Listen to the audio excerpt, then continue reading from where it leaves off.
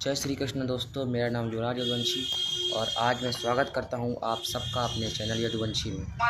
और मेरा आज का जो टॉपिक रहेगा वो ये है कि आज मैं आपको एक वीडियो दिखाने वाला हूं स्क्रीन पर। तो दोस्तों, आज आप देख सकते हैं कि किस तरीके से एक नकली झूठा प्रवक्ता ये न्यूज़ चैनल पर ये कह रहा है कि अहीर और यदुवंशी अलग हैं। वो ये कह रहा है कि यादव अलग है और अहीर अलग है। दोस्तों, आप देखिए वीडियो को, मैं आपको टाइम दे रहा हूँ। देखिए वीडियो चालू हो गई होगी।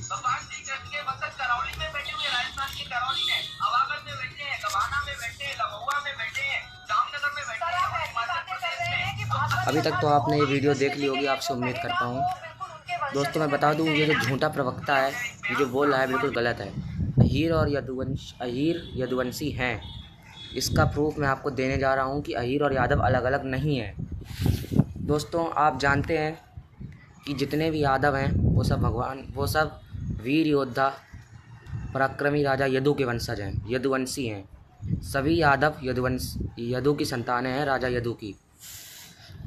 तो दोस्तों, अब मैं आपको बता दूं कि महाराजा ययाति के 2 पुत्र हुए थे, उसमें से एक थे यदु और तुर्वसु।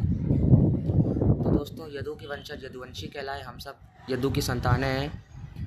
दोस्तों, मैं आपको बता दूं कि यदु के वंश में आपको दिख रहा होगा, ये यदु वंशावली मैं आपको दिखा रहा हूँ। यदु वंशावली है ये बिल्कुल सच्ची वंशावली है जो मैं आपको दिखा रहा हूँ बाई प्रूफ। आज मैं इस कम दिमाग वाले प्रवक्ता की बात को झूठा साबित करने जा रहा हूँ और मैं बताने जा रहा हूँ कि अहीर और यदुवंशी एक है by proof.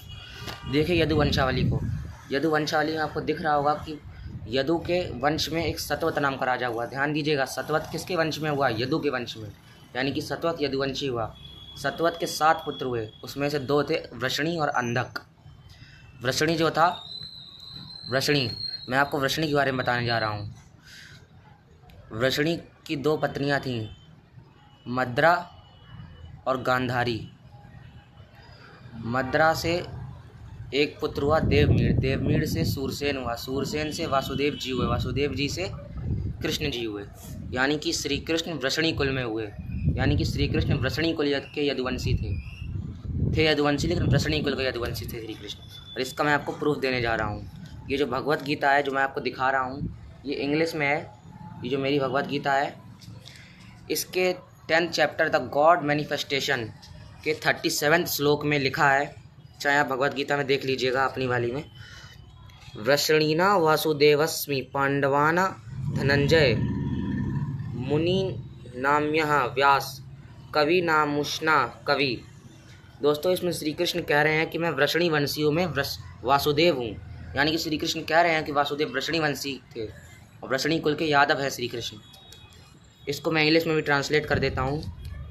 Of Vrishnis I am Vasudev, of the Pandava Dhananjay, Arjuna, of the wise I am Vyasa, of poets Ushana. इसमें आप देख सकते हैं श्री कृष्ण कह रहे हैं कि मैं वृषणियों में वासुदेव, मतलब कि श्री कृष्ण खुद कबूल रहे हैं कि वह वृषणी कुल के थे, वृषणी कुल के यदुवंश से थे।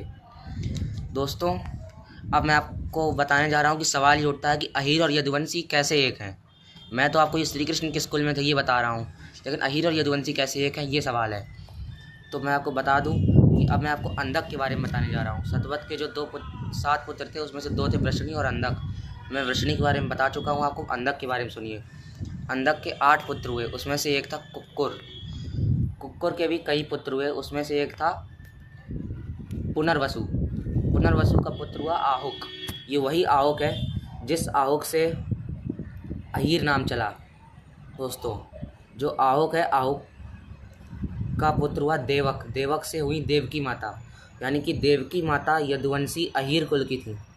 और कृष्ण जी और वासुदेव जी जो थे वो यदुवंशी वृषणी कुल के थे।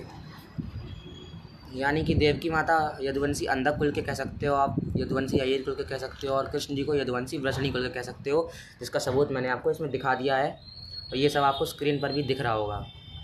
दोस्तों, अब मैं आपको बता दूं कि ये जो इंसान है, ये जो नकली इंसान, ये जो कह रहा है कि श्री कृष्ण ये क्षत्रिय की बात कर रहा है, कुछ क्षत्रिय। तो दोस्तों, मैं आपको अब बता दूं कि गीता का एक श्लोक है, उसमें लिखा है, ये आप देख सकते हैं, ये श्लोक मैं आपको दिखा रहा हूँ, ये देखिए, गीता का एक श्लोक है, उसमें लिखा है, ब्राह्मण क्षत्रिय वैश्य शूद्र च परंतप कर्माणि प्रवृत्तानि स्वभाव प्रवैगुण्य। इस श्लोक का मतलब है कि द ड्यूटीज ऑफ ब्राह्मण क्षत्रिय Vaishya and Shudra are categorize according to the material modes arising from their nature. मतलब कि जो क्षत्रिय शूद्र वैश्य ब्राह्मण है, ये कोई जाति नहीं है दोस्तों, ये क्षत्रिय शूद्र वैश्य ब्राह्मण एक वर्ण है, ये वर्ण व्यवस्था है, ये जाति व्यवस्था नहीं है, इसको आप जाति से नहीं जोड़ सकते हैं। हम लोगों को लगता है कि क्षत्रिय सिर्फ राजपूत होते हैं, ऐसा कुछ नहीं है। अभी गीता में मैंने आपको दिखा दिया है ये श्लोक पढ़ के, और इस श्लोक का मतलब है कि क्षत्रिय शूद्र वैश्य ब्राह्मण इंसान अपने कर्म से बनता है। जो इंसान तलवार उठाए वो इंसान क्षत्रिय होता है, ऐसा सब पंडितों को पता है। लेकिन ये झूठा नकली प्रवक्ता पंडित, इसको ये बात नहीं पता है कि क्षत्रिय आखिर होता क्या है। क्षत्रिय तो वो होता है जो तलवार उठा ले, ऐसा गीता में भी लिखा है, श्री कृष्ण ने खुद बोली है गीता में ये बात। इसलिए श्री कृष्ण भी क्षत्रिय थे, और क्योंकि उन्होंने तलवार उठाई थी। और वैसे भी यादव तो हैं ही क्षत्रिय, यादव यदु की वंशज हैं, यदु के, महाराजा यदु के संतान हैं सब यादव। महाराजा यदु कौन थे? एक राजा थे, एक क्षत्रिय थे, तो हम लोग यदु के वंशज हैं, यदुवंशी, शॉर्ट फॉर्म में यादव। तो क्षत्रिय के वंशज क्षत्रिय, राजा यदु के वंशज यदुवंशी क्षत्रिय। और श्री कृष्ण का जन्म यदुवंशी क्षत्रिय कुल में हुआ। और जिस करौली राज परिवार को ये श्री कृष्ण का वंशज बता रहा है, ये झूठा प्रवक्ता वीडियो में जो बोल रहा है कि असली श्री कृष्ण के वंशज तो करौली राज परिवार में है। ये जो करौली राज परिवार है, मैं आपको बता दूं, ये जो बता रहा है, द्वापर युग में एक राक्षस हुआ था पौंड्रक नाम का। पौंड्रक जो था वो श्री कृष्ण की तरह पूरा कपड़े वपड़े पहन के और सब कुछ मोर पंख लगा के तैयार होता था। श्री कृष्ण की तरह वो राक्षस पूरा बन गया था, यहाँ तक कि उसने श्री कृष्ण की तरह सुदर्शन चक्र भी धारण कर लिया था। तो लोगों को वहम हो गया था कि कहीं वो तो श्री कृष्ण नहीं है। तो श्री कृष्ण ने उस राक्षस का अंत किया, उस राक्षस को मार डाला। लेकिन श्री कृष्ण उसको मारते टाइम ये भूल गए कि उस राक्षस के जो वंशज हैं वो तो अपने आप को श्री कृष्ण के वंशज समझेंगे।